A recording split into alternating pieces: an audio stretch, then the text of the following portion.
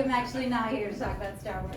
But I didn't realize how much I have in common with Marilyn Monroe. She's also a bisexual Jewish radical. So perfect. How's everybody tonight? Good? So I've been thinking about something a lot. You guys can hear me all right, yeah? Yeah. Good. Perfect.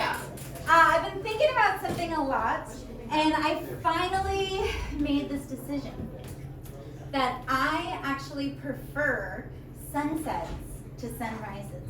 That's true. Yeah. And they're both really pretty. Don't get me wrong. But it's just that sunsets are at such a more convenient time of day. They really fit into my schedule just way better.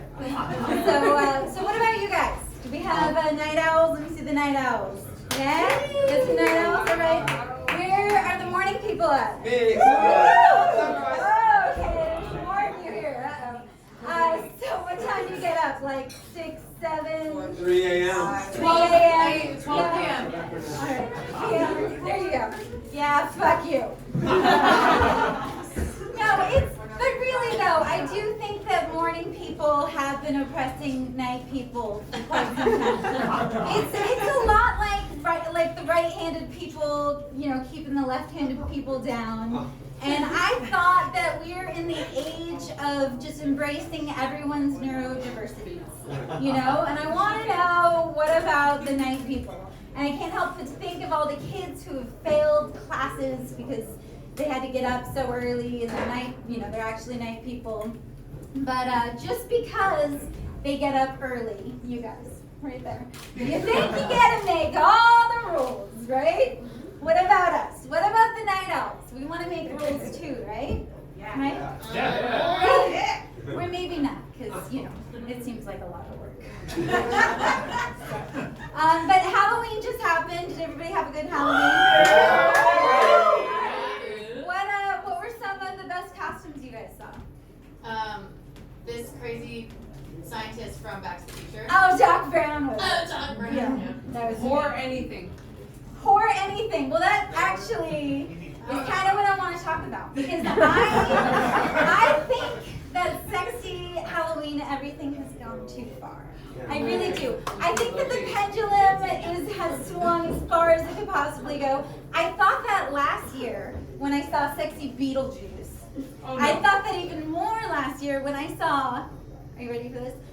Sexy Eric Cartman from South Park. I'm not even kidding. Like, she's fucking sexy. It's insane. But everything just was topped off this year. And I don't know, we'll see if you still think Guess this. which horror it was. Let me know. Oh, which horror were you? Poor Bunny. Yeah. Poor baby doll from Sucker Punch. Oh my dear. That's those two. Okay, so you were right up there with my top of the, Oh my gosh. the horror Halloween has gone too far. So prepare yourself. But I was in a shop last week and I saw sexy poop emoji. Oh my god, I love that. I'm not even kidding. A sexy poop emoji. Like, really, people? Have we not gone too far? It was like sexy skin tight poop on top. That's about here, just ass hanging out. And then the worst part about it, though, was the picture was like a middle school girl. Oh, wait, Yeah. oh, no. I know. And I want to know, like, who are the assholes who are making these? I just imagine they're like skimming the dark pages of the internet porn to see like what they should come up with, and then somebody's like, ooh, pedophile poop porn. Yeah, let's give that guy what he wants for Halloween, right? Anyway, but speaking of poop, because who doesn't like to talk about poop? Right? I actually have a really important public service announcement for everyone. So with the rise of psychedelics, just more and more people taking psychedelics, I think that somebody needs to inform them. And as a veteran tripper myself, I think people need to know that you gotta shit before you trip. Yes. It's really important, you know, because seriously, it's like, first of all, you run the risk of just getting stuck on the toilet for hours and hours and hours. On the loop. Right? Yeah, on the loop. And then, here's the thing about tripping is you feel every cell in your body. So what that means is as it's falling out, you feel every millimeter of the shit. And it's quite easy to get trapped in thoughts such as, like, I wonder where the poop stops and the organs begin.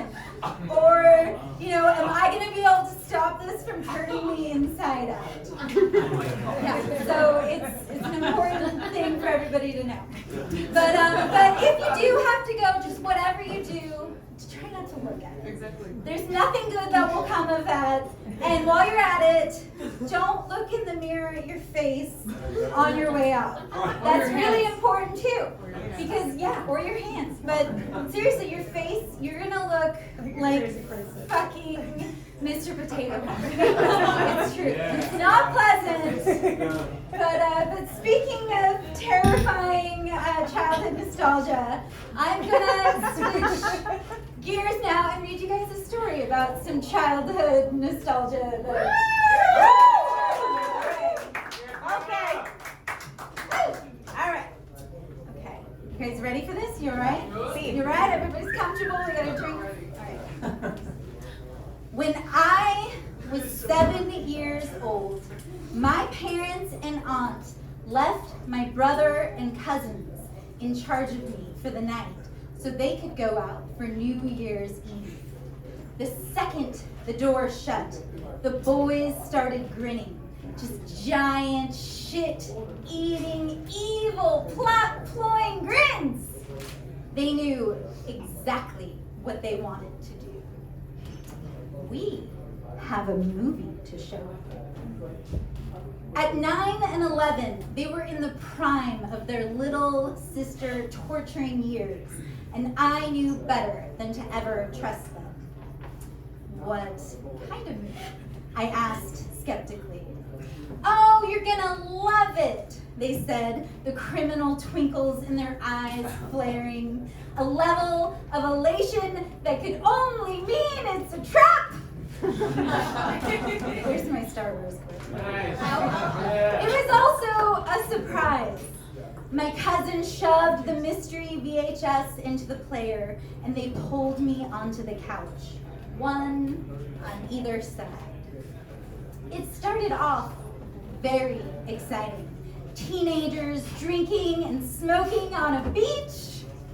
Then one of the girls, Chrissy, she runs off, an eager boy chasing her across the sand. He asks where they're going, and she responds in squeaky delight, swimming!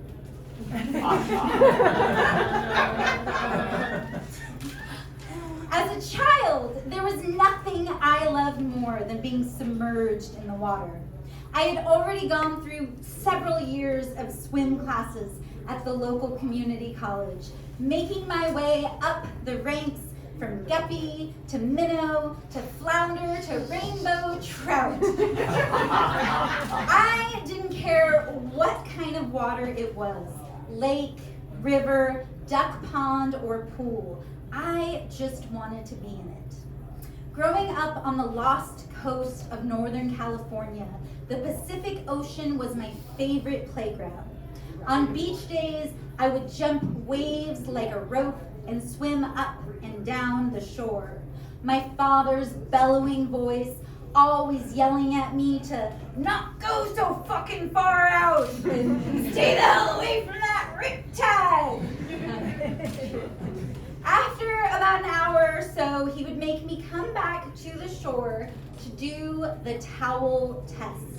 So the towel test was where my dad would pull out a blue towel and hold it up to my lips.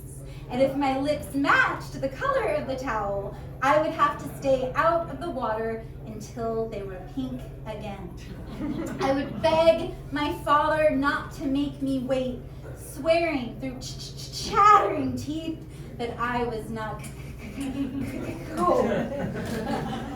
So in the movie, Chrissy starts pulling off her clothes, and I was wide-eyed, intrigued. Her nudity as brave as it was startling. Silhouetted bumps against the night sky, long golden hair leaping after as she dove into the waves. The shot looking up at her naked figure swimming through the blue light. How about that? Blue light, there you go. Her naked figure swimming through the blue light from the ocean depths was the sexiest thing I had ever seen. There was no part of me that was scared. Why would I be?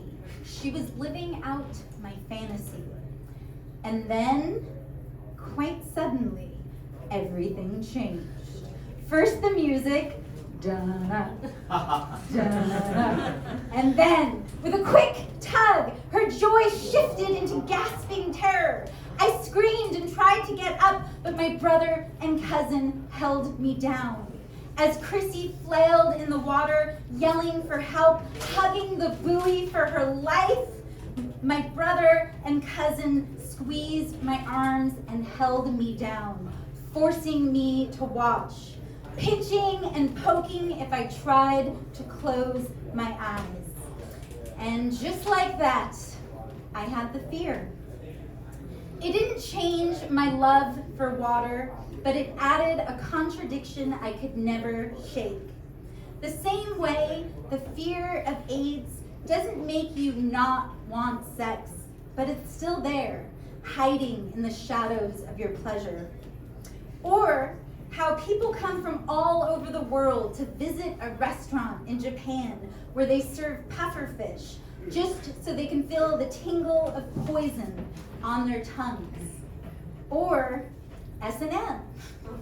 Is swimming in the ocean with a fear of sharks the same thing as getting choked while you come? Maybe. Maybe.